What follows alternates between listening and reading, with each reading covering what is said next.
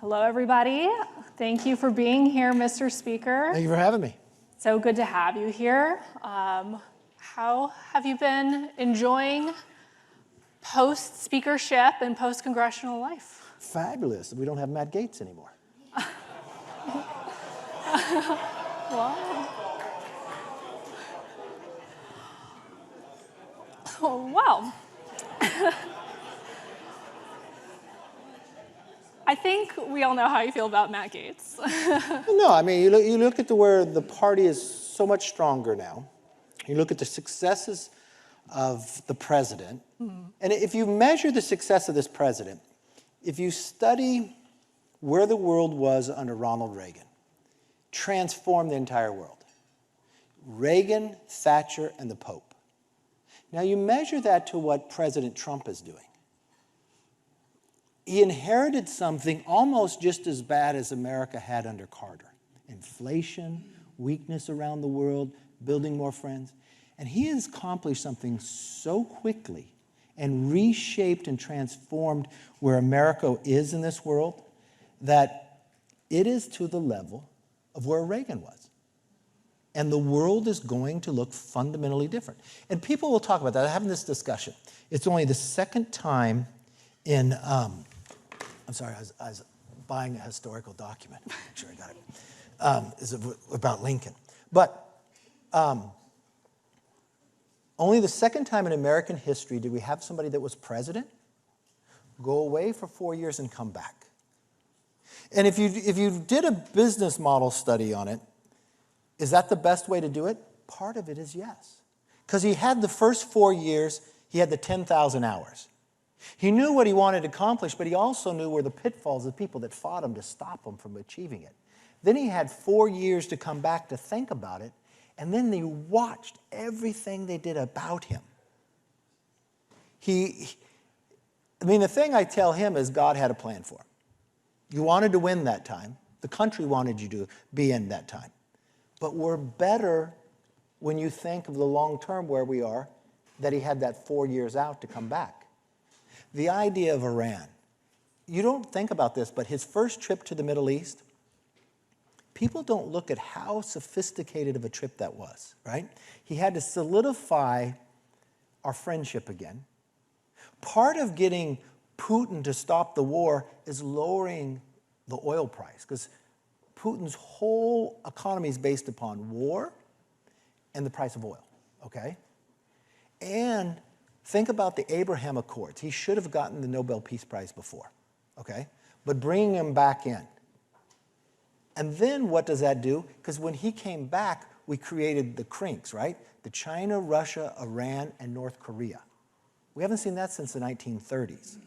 So 6 months in, Yes. I mean, being very complimentary, what grade would you give Trump administration? An A+ by far. A+?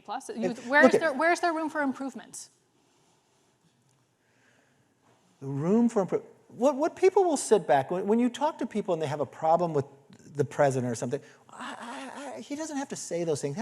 He wouldn't accomplish them if he didn't go about the manner in which he did. And if you look at history, the way we study presidents, do you ever sit down and say, that one president accomplished a lot, but I didn't like his personality.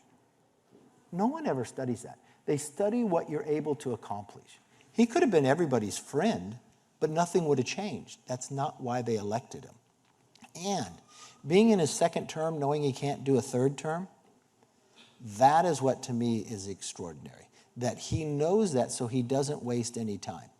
And he was able to build on the successes he had in the first term. Now they got the big, beautiful bill done, so no, you're not going to get the tax increases, right? He's already got a surplus. When was the last time that happened? The last time he was in office that month, right? Mm-hmm.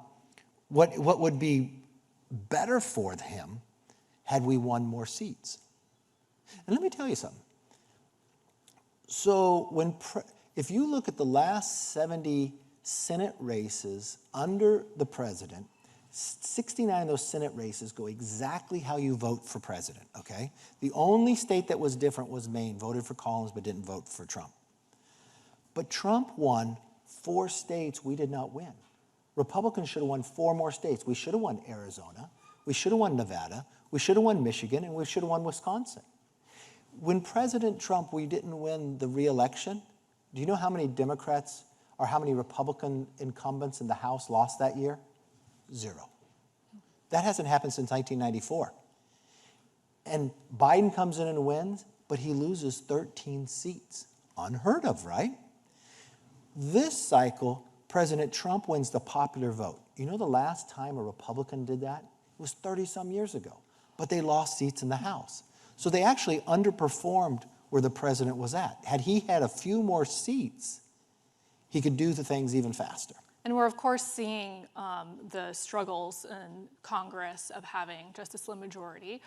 You saw yesterday a procedural rule failed on the floor. You had a little bit of experience with that. But then you also have people looking at your predecessor, Speaker Johnson, saying, you know, things have gotten across the finish line. The one big beautiful bill did go over the finish line. People doubted the timeline. So what is it that you think, you know, are things easier for him now, or is there something different that he's doing? No, everything's different. Okay, the difference now is, and he was Speaker before this too, is now he has a Senate, and really, you got President Trump. When they couldn't pass the bill last night, where were all those members? They weren't in the whips or the Speaker's office. They were in the Oval Office. And then they all got on board and nothing changed, right? And that's what, the president is so powerful at this moment in time in the Republican Party. He's more powerful than where Ronald Reagan was. But the good thing is he's using that to go through. So I don't get hung up on, is something a day late? Did you accomplish it? I mean, I think the current leadership in the House is doing an extraordinary job. And, you know, another one of the big highlights of the presidency so far was this very public falling out with Elon Musk, who you've had a long relationship with. There was some reporting that you helped sort of foster the relationship between those two. What did you think of that big, beautiful breakup? I think it's very unfortunate. I think it's unfortunate because, look, I think Elon is extremely bright. You tell me how many other people in the world can privately build a rocket without buying a Russian rocket and go to Earth and come back and capture it, right? He entered different industries that are old industries, totally new in the car business, and he became the #1 car. I mean, the man does extraordinary things. And that combination that he had with the president, the uniqueness as both men's personality, I mean, the big personalities, they can have disruptions with people, and people say, oh, you've gotten a fight. But what about President Trump? There's so many people, he brings them back in.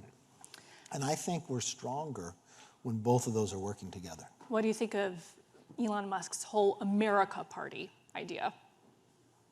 Look, I think from the ideas of wanting to accomplish, this new, which I call it the new Republican Party, is a unique party and can answer the solutions. I understand people's frustration of things not getting solved, but now is a different opportunity. I mean, think about this.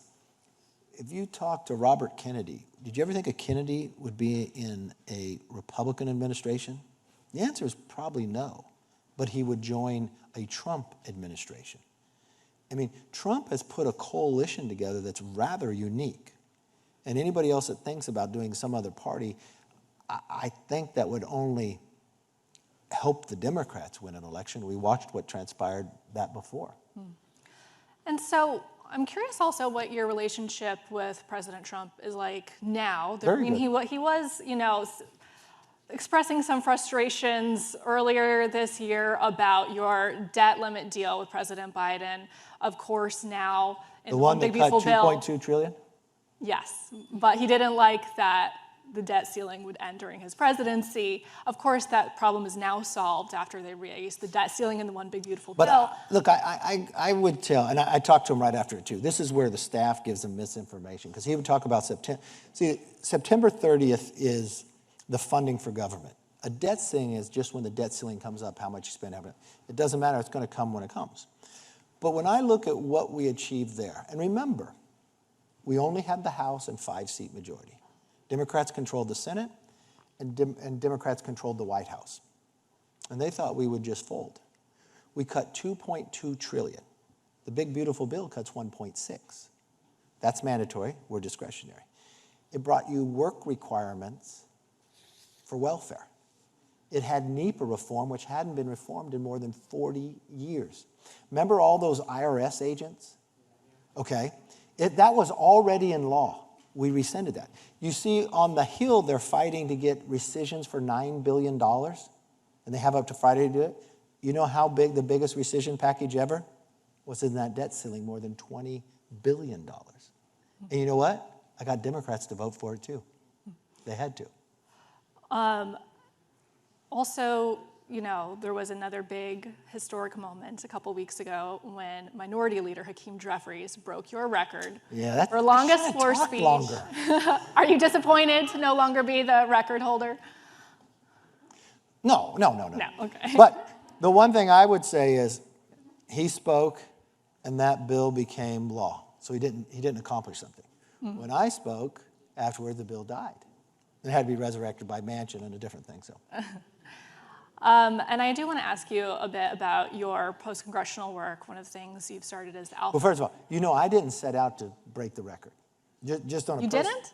No. When we went down, you know, staff said you could do it. But Pelosi had the record for like 8 hours. If you know anything about me, I drink a lot of water, and I'm good for about an hour before I have to go to the bathroom, okay? So I went down there. I said, I'll go for an hour or so, right? And I start to talk, and we're going at it, and Pelosi's getting mad at me. They don't expect it. And then AOC is yelling at me from back of the room. And Ryan said, so it just fires me up, right? So I just keep going and going. And then Pelosi gets all upset, and she goes to all the Dems, tells them to leave the floor, but only one or two. Now we're into like midnight or something, and my staff writes a little note, hey, the Dems all left, you can quit. I said, no, I'm going for it now. I had no idea I had to do 6 more hours when I said that. So.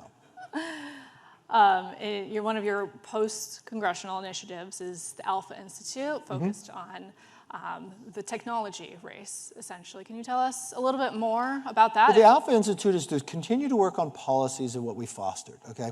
Mm-hmm. So I created what, if you watch the Select Committee on China in there, and the AI Committee.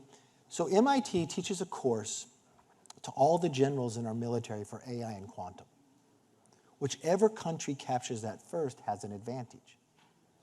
So I took 10 members and had them develop a course for members of Congress so we have a clear understanding of it, right? Our defense. I'm really concerned that the defense, you won't fight the war the same way. War today will be fought in space. And look, China watched how we fought Desert Storm. That was an ever-changing battle, right? We bring an aircraft carrier 250 miles from you and we touch you. So what did China do? They didn't build aircraft carriers, they built missiles to sink aircraft carriers. Then they built islands, lied to us, and then weaponized us to push us back. They watched that we fight with GPS, that we send a missile through a window and come get you, right? So they went to space too. Do you know they landed on the backside of the moon, the dark side? We never have, it's difficult. They got a rover on Mars. And so we've got to turn the Defense Department to be like Silicon Valley. You can't send a $10 million missile to knock out a $10 drone. The next war is who can overwhelm you, right?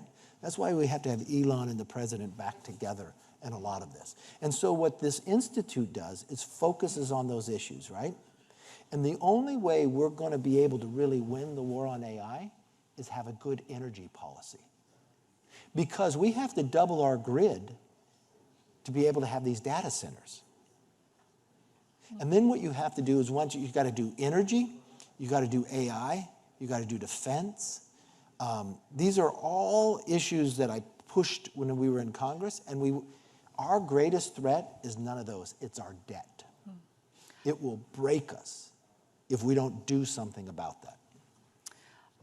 No, we're almost out of time, but one of the things I also want to ask you about was you had originally been open to a potential role in the Trump administration if he won, and then you said that you weren't really going to consider anything. Would you ever consider joining the Trump administration or going back to government service? I talk to the president often. I will do whatever I can to help this president be successful. I'll do whatever I can to help this country be successful. I think there's things I do now that do that in the way that I don't have to take a paycheck from the government. I think that's more helpful to the taxpayer.